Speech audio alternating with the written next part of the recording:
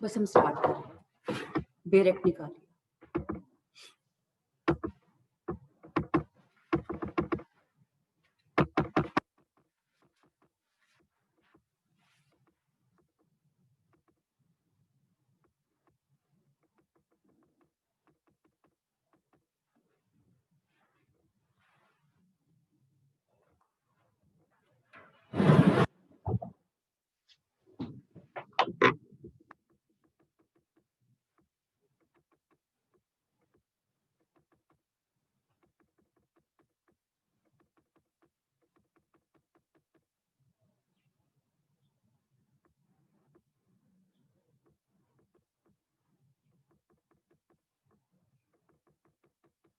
मेरे topic read करें एक बार। Interpretation of section 9, 13, 1A, read with section 23, 1A. ठीक है।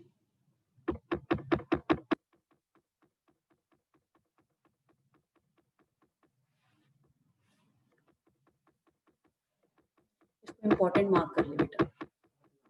ये हाँ, ये आपको ना 3-4 बार ऑलरेडी आ चुके। शिफाली, आपको साउंड क्लियर है बेटा? Yes ma'am. Hello, good morning ma'am. Good morning Sultan. बेटा आज हम स्टार्ट कर रहे हैं। ये बहुत इंपॉर्टेंट टॉपिक है आपके मेंस के लिए। तो जब हमने बात की है, हम कर रहे हैं interpretation of section 9, read with section 13 1A, read with section 20, read with section 23।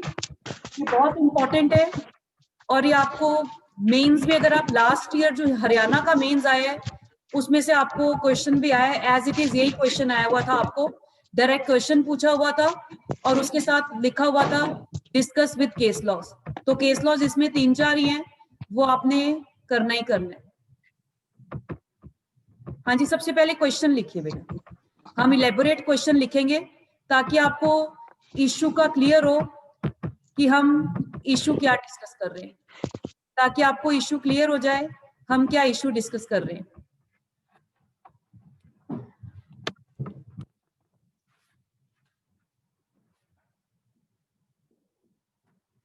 जो आपकी सेक्शन 9 की रेमेडी है वो है रेस्टिट्यूशन ऑफ कॉन्जुगल राइट्स, जिसको हम आरसीआर कहते हैं, restitution of conjugal right.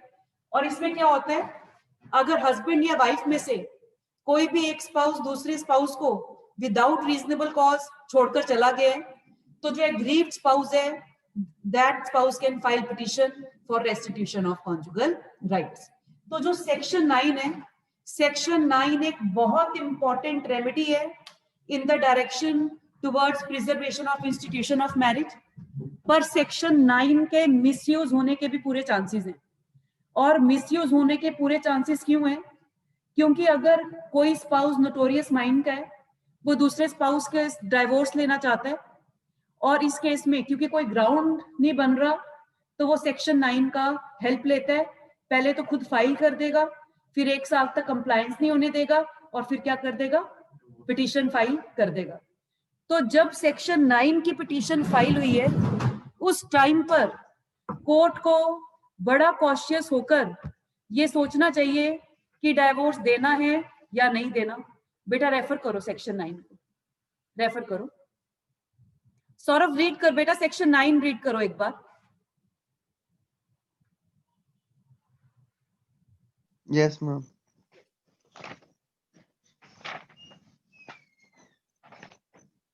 Restitution of conjugal rights.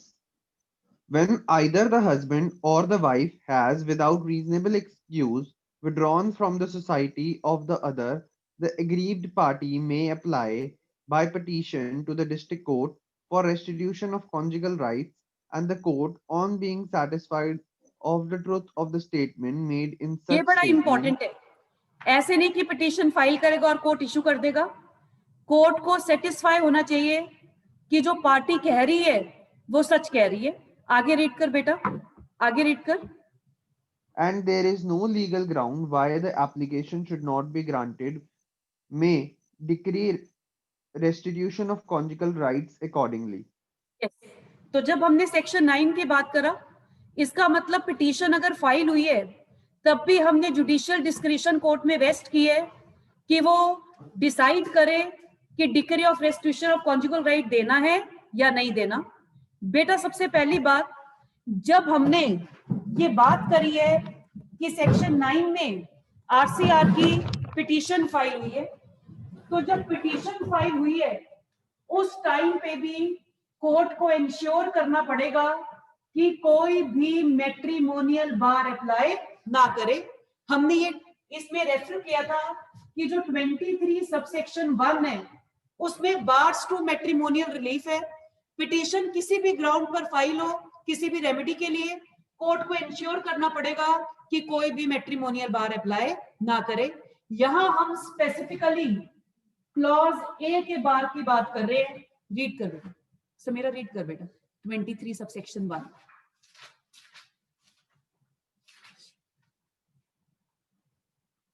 शुरू से रीड कर दो बेटा, शुरू से रीड कर दो। In any proceeding under this act to yes बेटा, एनी प्रोसीडिंग को अंडरलाइन कर लो। प्रोसीडिंग सेक्शन 9 टू सेक्शन 13 के बीच में ही हो सकती है, क्योंकि वो मेन रिलीफ के लिए पिटीशन फाइल होगा। तो सेक्शन 9 टू सेक्शन 13 में हर केस में आपको ये वाला सेक्शन अप्लाई करेगा। आगे, under this act whether defended or not, whether defended or not बड़ा इंपॉर्टेंट है। चाहे सपोज हस्बैंड ने पिटीशन फाइल की है, दूसरी पार्टी रेस्पोंडेंट चाहे कहे या ना कहे, कोर्ट के ऊपर हमने मैंडेटरी ड्यूटी इंपोज की है। कोर्ट को इंश्योर करना पड़ेगा कि कोई भी मैट्रिमोनियल बार अप्लाई ना करे। डिफेंडेड और नॉट को भी अंडरलाइन कर लीजिए। आगे रीड कर बेटा। if the court is satisfied that any of the grounds for granting relief exists and the petitioner accept in cases while the relief is sought by him Yes, on the ground. ये बेटा ये हम अभी discuss कर रहे हैं, फिर हम इसको बाद में भी रेफर करेंगे। जो आपका क्लॉज ए है ना, उसमें एक एक्सेप्शन है कि वहां पर ये वाला बार अप्लाई नहीं करेगा, बाकी सब केसेस में वो बार अप्लाई करेगा। रीड कर बेटा। Specified in subclause A, subclause B or subclause C of clause 2 of section 5 is not in any Yes. way. जो आपका 5(2) है वो डील करता है विद कंडीशंस ऑफ मैरिज, और इसमें साउंडनेस ऑफ माइंड की कंडीशन है। साउंडनेस ऑफ माइंड की कंडीशन है अगर कोई अनसाउंड माइंड आदमी भी पिटीशन फाइल कर सकता है। हमने क्यों लिखा है कि 5(2) पर ये वाला मैट्रिमोनियल बार जो क्लॉज ए में बार है वो क्या है? No one should take advantage of his or her own wrong. ये आपका मैट्रिमोनियल बार है। किस आदमी की बात कर रहे हैं यहां पर? किस आदमी की बात कर रहे हैं? कौन अपने रॉन्ग का एडवांटेज नहीं ले रहा? जिसने ये पिटीशन डाली बार्स टू मैट्रिमोनियल रिलीफ है।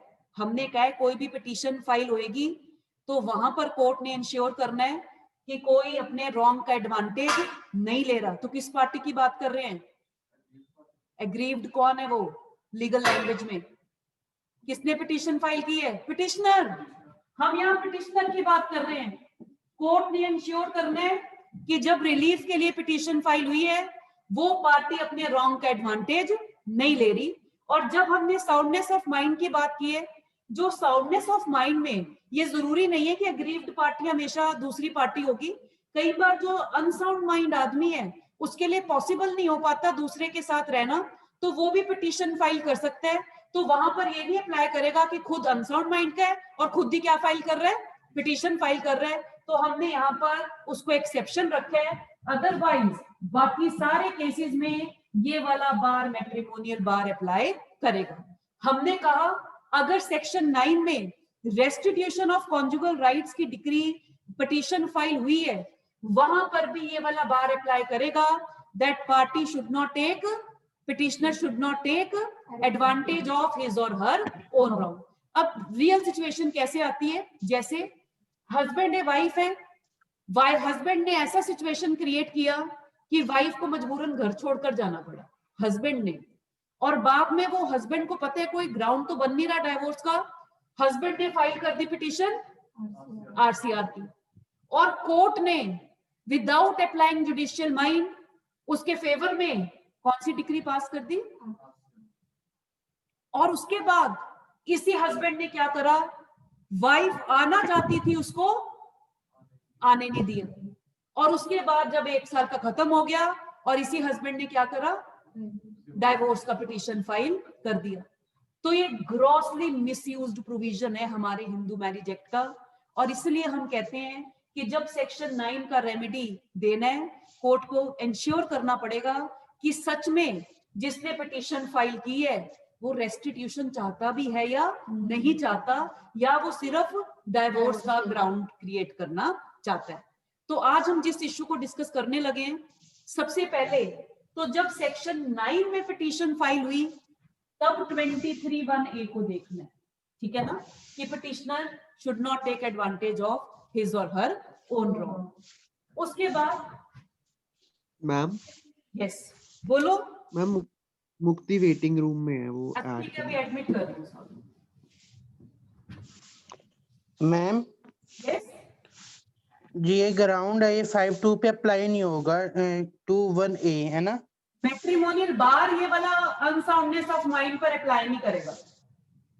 अगर कोई अनसाउंड माइंड आदमी रिलीफ मांग रहे हैं तो वहां पर 23(1)(a) अप्लाई नहीं करेगा।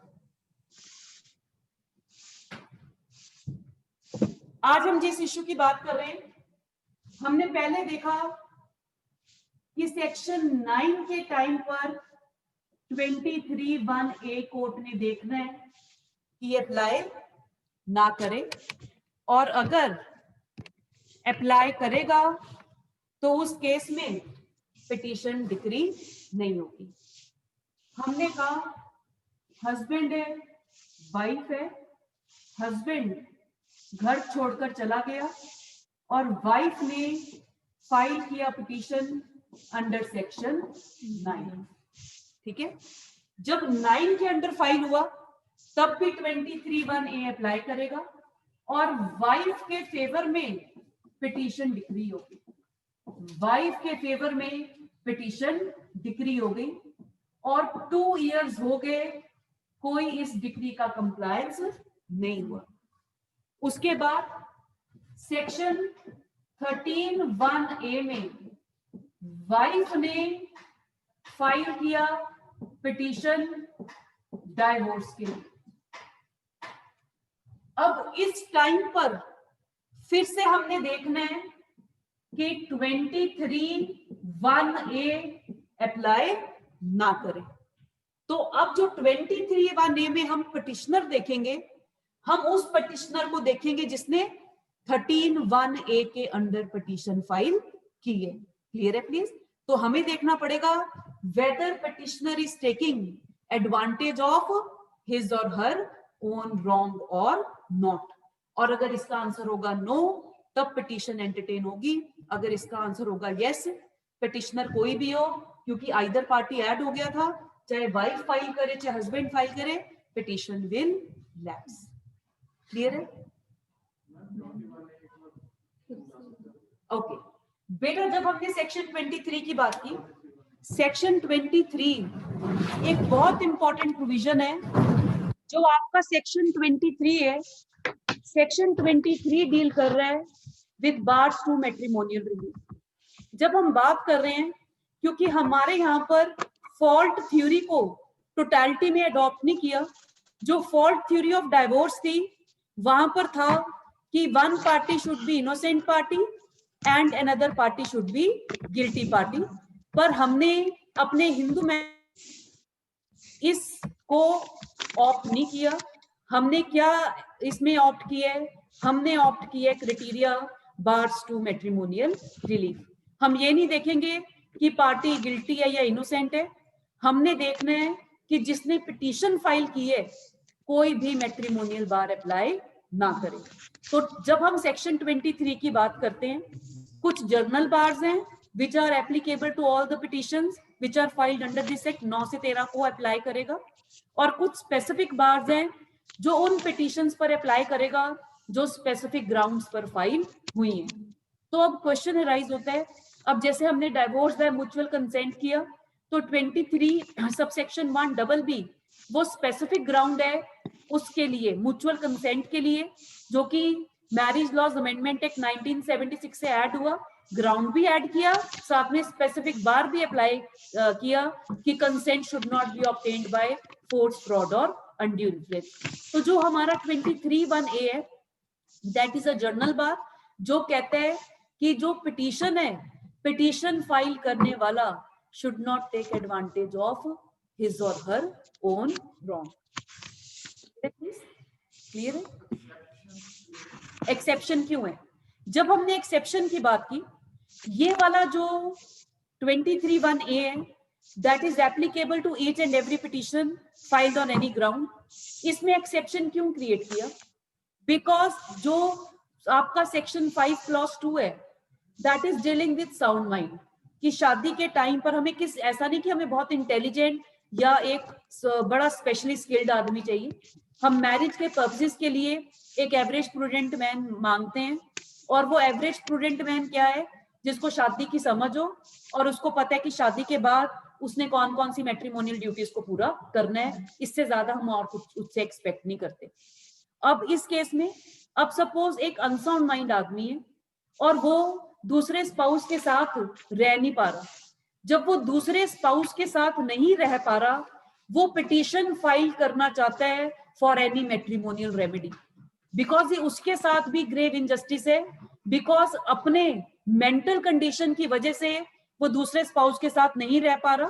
तो अगर वो रेमेडी के लिए फाइल करेगा अपना पिटीशन, हम उसको ये नहीं बोलेंगे that person is taking advantage of his or her own wrong, कि खुद पागल है और खुद इसको क्या चाहिए, शादी इसने खत्म करनी है। क्यों? बिकॉज उस पार्टी के लिए कई बार इट इज नॉट पॉसिबल कि वो दूसरे के साथ रह सके। ये दोनों तरफ ही हो सकता है। क्या पता हेल्दी माइंड स्पाउस ना रह पा रहा हो, और क्या पता इससे ज्यादा डिफिकल्टी किसको हो रही है, the person who is suffering from unsoundness of mind. इसलिए हमने कहा है कि 23(1)A का बार वहां पर अप्लाई नहीं करेगा जहां पर जो पिटीशन है वो सेक्शन 5 क्लॉज 2 की वजह से फाइल हुई है। उसमें कोई भी पिटिशनर हो सकता है, even an unsound mind person, even an a healthy spouse. ठीक है, प्लीज क्वेश्चन लिखिए जिस इश्यू को हम डिस्कस करने लगे हैं। बेटा, हम third theory of divorce discuss कर रहे थे, theory of irretrievable breakdown of marriage. उसमें ना ये बहुत इंपॉर्टेंट इश्यू हम डिस्कस कर रहे हैं। ये आपको ना मेंस में 4-5 बार ऑलरेडी आ चुके हैं, हरियाणा, पंजाब, कहीं पर भी। तो या तो आपको प्रेपोजिशन फॉर्म में आता है, लास्ट टाइम हरियाणा का जो है उसमें डायरेक्ट थ्योरेटिकल क्वेश्चन पूछा था और साथ में पूछा था विद केस लॉस। तो डायरेक्ट थ्योरेटिकल क्वेश्चन है और उसमें कंसेप्चुअल क्लैरिटी होनी बहुत जरूरी है। तो आप हेडिंग लिख लीजिए, हेडिंग लिख लीजिए। आज का टॉपिक हम डिस्कस कर रहे हैं interpretation of section 9 read with section 13(1)A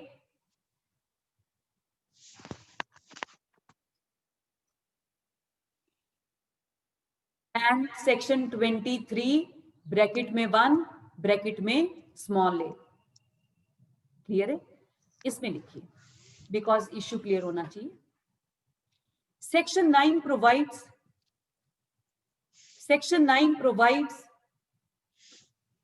remedy of. Ma'am, हाँ बोल बेटा। ये क्वेश्चन है। बेटा क्वेश्चन है, पहले हम इलेबोरेट कर रहे हैं, ब्रीफ में हम प्रोविजन लिख रहे हैं, उसके बाद हम इसको क्वेश्चन को लिखेंगे और उसमें डिफरेंट फैक्ट सिचुएशंस को डील करेंगे। ठीक है सौरभ? Yes ma'am. यस, हाँ जी, इसमें लिखिए section 9 provides remedy of restitution of conjugal rights, restitution of conjugal rights whereby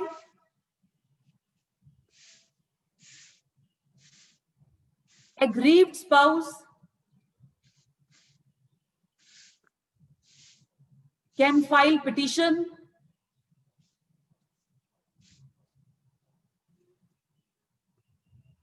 against the other spouse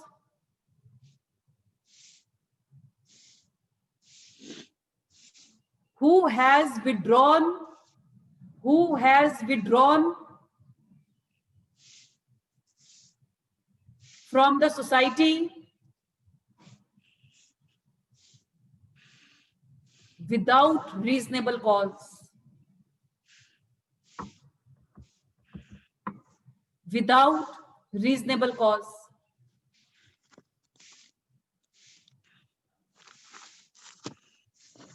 Court has to be very cautious. Court has to be very cautious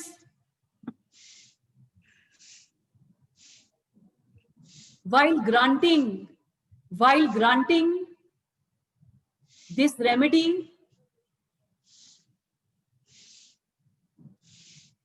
and has to ensure one fact. Has to ensure one fact. That is, court ने क्या decide करना है, weather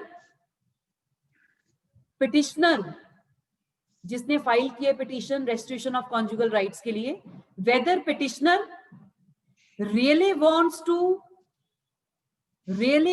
to preserve his marriage, his or her marriage, क्योंकि husband भी petitioner हो सकता है, wife भी, preserve his or her marriage,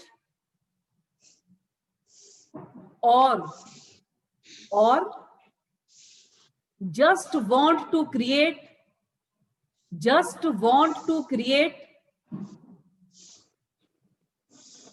a ground of divorce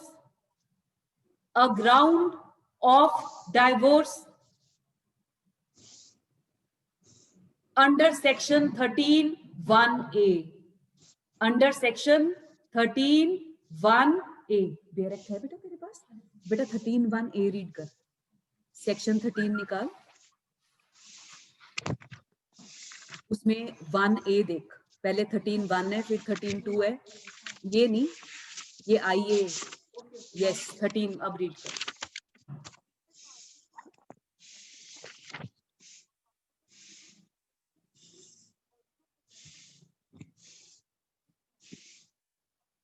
बेटा इधर को अंडरलाइन कर लो, बिकॉज इधर का मतलब चाहे हस्बैंड है चाहे वाइफ है, हमने ये नहीं देखना कि कौन पहले केस में पिटिशनर था या कौन रिस्पोंडेंट था। आगे रीड कर बेटा। On the ground, first, that there has been no resumption of cohabitation as between the parties to the marriage for a period of 1 year or upwards after the passing of a decree for judicial separation in a proceeding to which they were parties. इसका मतलब अगर restitution of conjugal right का 1 साल तक उनके बीच में compliance नहीं हुआ, कॉन्जुगल रिलेशनशिप रिज्यूम नहीं हुआ, तो क्या फाइल हो सकता है? पिटिशन फॉर डाइवोर्स, डाइवोर्स का ग्राउंड बन जाएगा। तो कोर्ट को बहुत कॉशियसली ये देखना है कि वो जिसने फाइल किया पिटिशन आरसीआर का, वो सच में अपने मैट्रिमोनियल होम को प्रिजर्व करना चाहता है, या फिर क्योंकि कोई ग्राउंड नहीं बन रहा डाइवोर्स का, वो क्या कर रहा है, एक इनडायरेक्ट रास्ता अपना रहा है डाइवोर्स का ग्राउंड क्रिएट करने के लिए। क्लियर है? एक बार अखिल रीड कर लेता है जो भी लिखे। Section 9 provides the remedy of restitution of conjugal right, whereby a bereaved spouse can file petition against the other spouse who has withdrawn from the society without reasonable cause. Court has to be very cautious while granting this remedy and has to ensure one fact, that whether petitioner really wants to preserve his or her marriage or just want to create a ground of divorce. Under section 13(1)(a). Clear है? Court should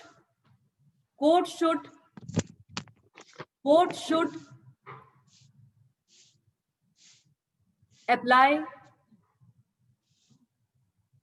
judicial mind to decide whether section 23(1)(a, whether section 23(1)(a, जो कि एक matrimonial बार है, no one should take advantage of his or her own wrong, dealing with matrimonial bar,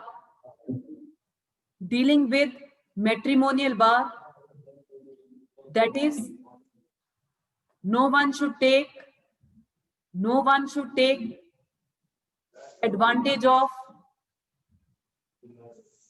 his or her own wrong. No one should take advantage of his or her own wrong.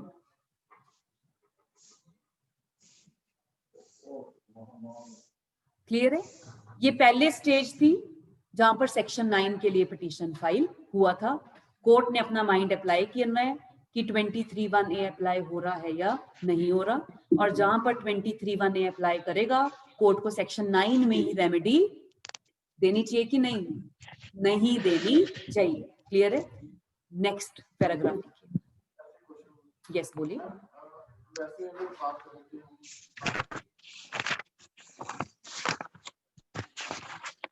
क्या? नहीं बेटा, law में कहीं नहीं लिखा कि unsound mind की वजह से मैरिज वैलिड नहीं होगी. कंडीशन जरूर है, हर कंडीशन का कॉन्सिक्वेंस डिफरेंट है. जो अनसाउंडनेस ऑफ माइंड की वजह से अगर कोई मैरिज हुई है तो वो आपका वर्डेबल मैरिज के अंडर फॉल करता है. और वर्डेबल मैरिज क्या है? वो बिल्कुल वैलिड मैरिज है अनलेस एंड अनटिल कोर्ट में पिटीशन फाइल ना करे फॉर नलिटी ऑफ मैरिज. तो अगर पागल आदमी अपनी वाइफ के साथ खुश है और वाइफ अपने पागल हस्बैंड के साथ रहकर खुश है तो लॉ नहीं कह रहा कि आप कोई मैट्रिमोनियल रेमेडी लो. मैरिज बिल्कुल परफेक्टली वैलिड मैरिज है. क्लियर है? वैसे ही शादी को अगर आपके 5, 6 या 10 ईयर्स हो जाए तो आपस में वैसे ही वो प्रिज्यूम करना शुरू कर देते हैं कि तो पागल है. नॉर्मल होता है हस्बैंड, ये तू भी पागल है. तो जो पागलपन है, पागलपन ये आपका बड़ा इंपॉर्टेंट एरिया है बेटा. जब हम सैनिटी को डिस्कस करेंगे, मेडिकल सैनिटी और लीगल सैनिटी दोनों डिफरेंट है. हमने तो लीगल सैनिटी देखना है. तो जो लीगल साउंडनेस ऑफ माइंड चाहिए ना, हमें तो नॉर्मल आदमी चाहिए जिसको पता है शादी क्या होती है और शादी के बाद क्या ड्यूटीज होती हैं. बस उसके बाद चाहे वो सिजोफ्रेनिक है, चाहे उसे डिल्यूजन है, चाहे उसे हेलुसिनेशन हो, हमें उससे कोई फर्क नहीं पड़ता. क्लियर है? अगर वो शादी की मैट्रिमोनियल ड्यूटीज फुलफिल कर सकता है, लॉ शादी के लिए उससे ज्यादा एक्सपेक्ट नहीं करता. ठीक है प्लीज. यस, नेक्स्ट पैराग्राफ लिखिए. नेक्स्ट पैराग्राफ लिखिए. even after 1 year of passing of decree of RCR, हम रेस्टिट्यूशन ऑफ कॉन्जुगल राइट्स की बात कर रहे हैं. एग्जामिनेशन में आपने कोई शॉर्ट फॉर्म यूज नहीं करनी, उसके मार्क्स डिडक्ट होते हैं. Decree of RCR under section 9, there is no restitution between the spouses.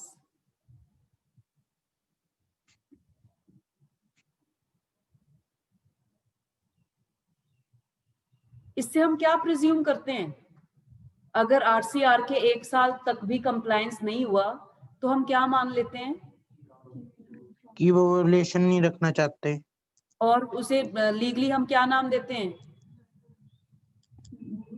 Marriage has broken down. Marriage has broken down. क्योंकि हमने कहा था IBM उन्होंने इंक्लूड नहीं किया, पर कहीं ना कहीं कंसेप्चुअल लेवल पे वो इसको इंट्रोड्यूस करना चाहते हैं. अखिल रीड कर बेटा नेक्स्ट पैराग्राफ में. चलिए. even after 1 year of passing of decree of RCR under section 9, there is no restitution between the spouse. And either of them can file petition for divorce under section 13(1)(a, and at this juncture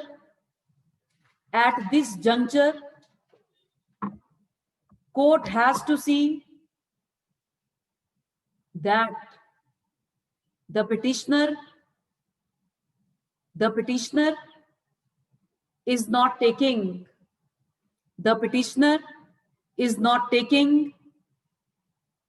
advantage of his or her own wrong.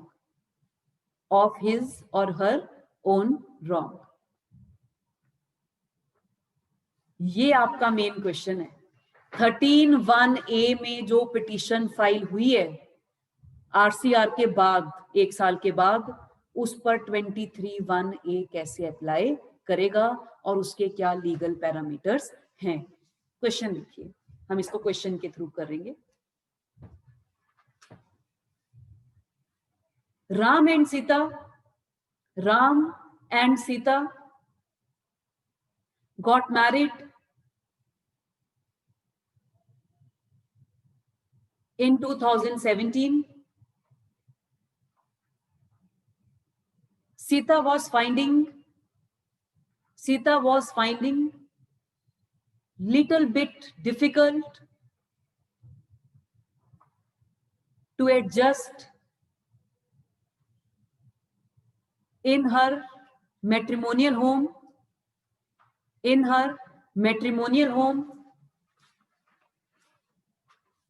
as she belonged to nuclear family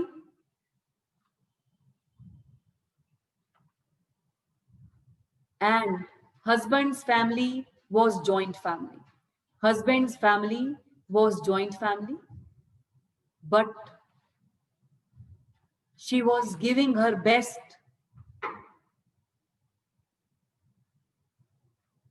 for preservation of her marriage.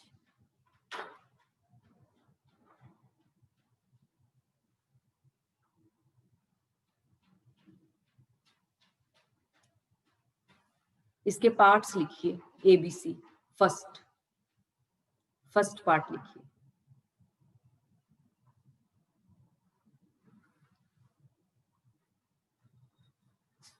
First part, A part लिखिए।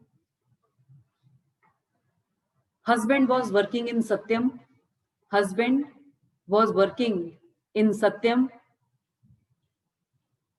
and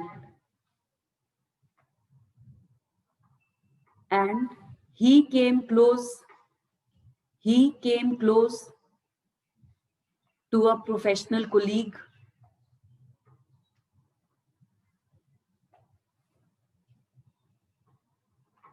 as a consequence. He lost his interest in his wife and withdrew from her society.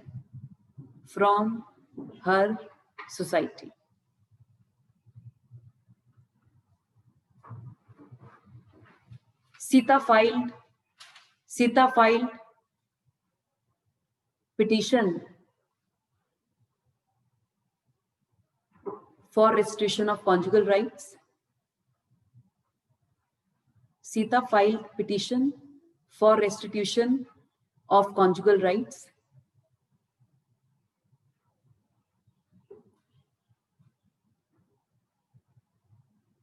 इसके under लिखिए A। Ma'am B था, Sita filed petition for RCR. अरे भी तो पहला question लिखा है, A लिखा है ना, उसके अंडर सब पार्ट्स हैं, इसका A लिखिए। ठीक है मैम।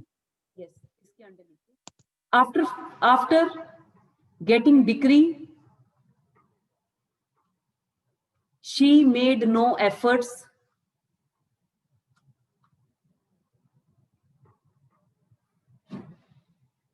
for RCR. क्या लिखा हुआ है अभी? आफ्टर गेटिंग डिक्री, बोथ लिखिए। Both of them, husband wife दोनों की बात करें। Both of them did not make any efforts for restitution and Sita filed petition for divorce under section 13(1)(a) after expiry of 1 year period.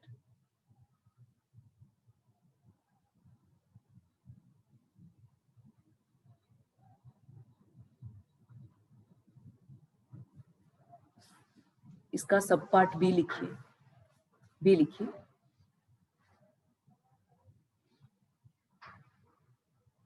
husband continued to have friendly relation with her colleague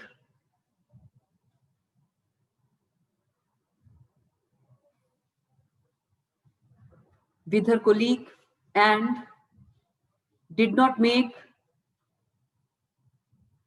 any efforts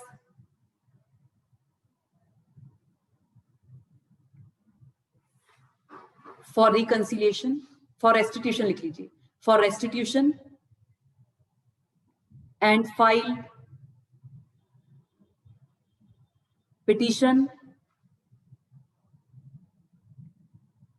for divorce under section 13(1)(a)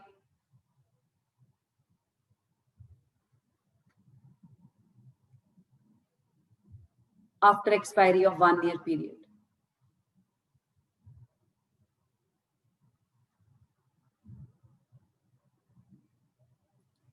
Next C लिखिए, सब part C लिखिए, सब part C लिखिए. After passing of decree of RCR,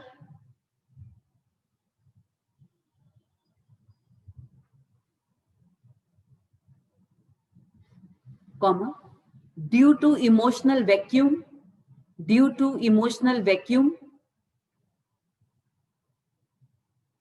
Sita also came close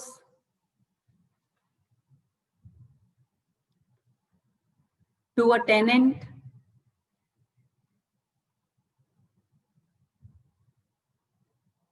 Bharat living on first floor of the house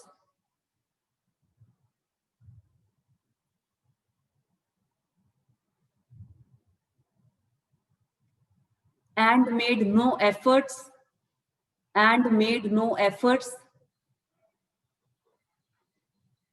for resumption of cohabitation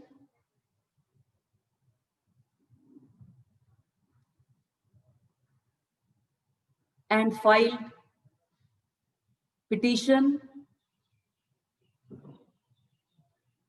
for divorce under section 13(1)(a). Obviously after expiry of 1 year period he file किए.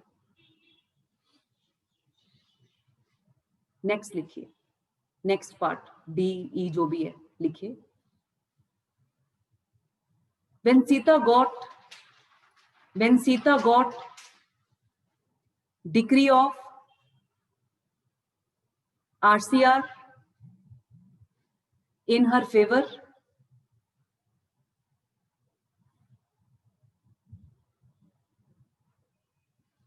comma, husband got furiated, गुस्सा आ गया, FURIATED, husband got furiated and he shifted to Monica's house, जो उसकी professional colleague का नाम हमने मोनिका रखती है, Monica's house, and started living with her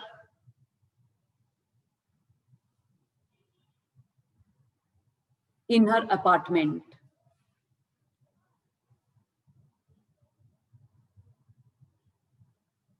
Full stop. After expiry of 1 year period,